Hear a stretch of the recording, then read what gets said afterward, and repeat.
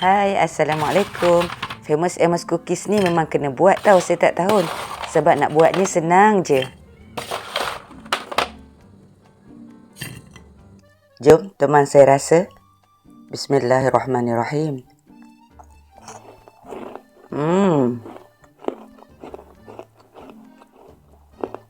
Boleh dengar kan?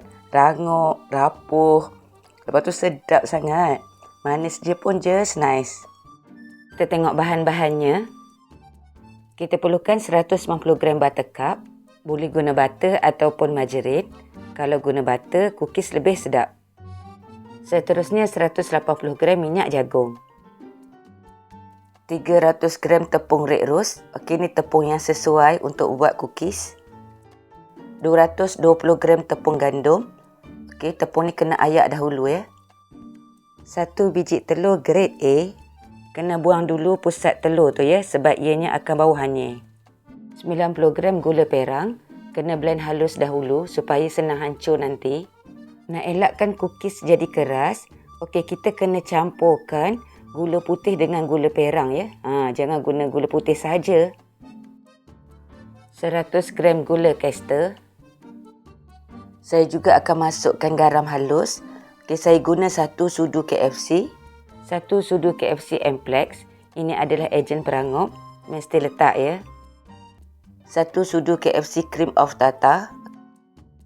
1 sudu KFC soda bikarbonat. 1 sudu besar susu tepung. 1 sudu kecil esen vanila. Setengah cawan badam cincang yang telah disangai. Dan juga setengah cawan coklat chips. Boleh letak extra, lebih sedap. Coklat chips ni saya guna jenama Berries. Di dalam mangkuk masukkan buttercup.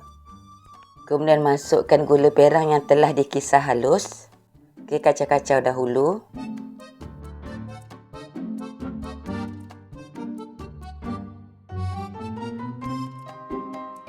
Seterusnya masukkan gula caster. Gula caster ni pun saya dah kisar halus. Okey, kita tak perlu kacau lama-lama ya waktu buat cookies ni.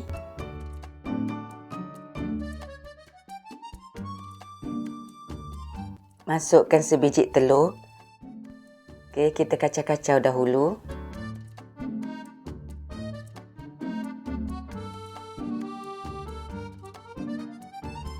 Seterusnya masukkan 1 sudu kecil ataupun 1 penutup esen vanila.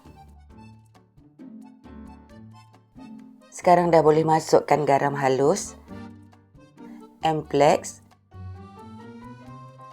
cream of tartar dan juga soda bikarbonat. Masukkan juga 1 sudu besar susu tepung. Sekarang saya masukkan minyak jagung. Okey, kita kacau-kacau sebati dahulu. Sekarang dah boleh masukkan tepung red rose dan juga sebentar lagi kita akan masukkan tepung gandum. Okey, masuk sikit-sikit dan kacau dengan sebati. Kedua-dua tepung ni saya dah ayak terlebih dahulu. Buat cookies ni kita tak guna mixer. Okey, kita kacau-kacau manja je. Lepas tu nanti kita uli, jangan terlalu lama ya. Nanti gluten yang berlebihan akan terbentuk dan bila sejuk dan disimpan lama, cookies akan mengeras.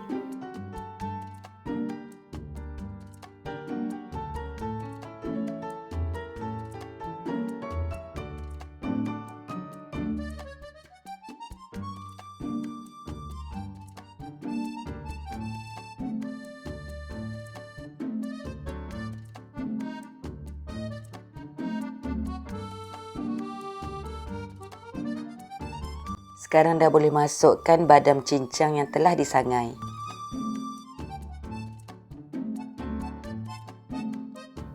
Masukkan juga coklat chips. Okey, lagi banyak lagi sedap.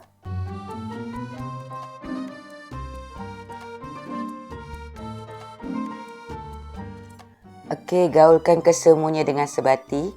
Okey, adunan ni lembut je ya. Okey, lepas siap diadun, tak perlu masukkan dalam peti sejuk. Saya terus masukkan ke dalam piping bag.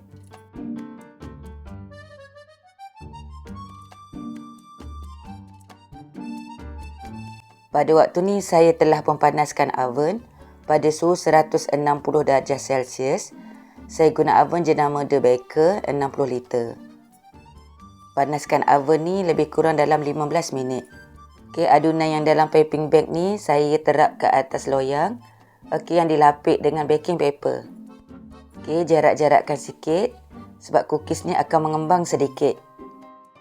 Ada cookies yang tak ada chocolate chips tu. Okey, saya letakkan lagi chocolate chips tu. Saya bakar cookies lebih kurang 35 hingga 40 minit.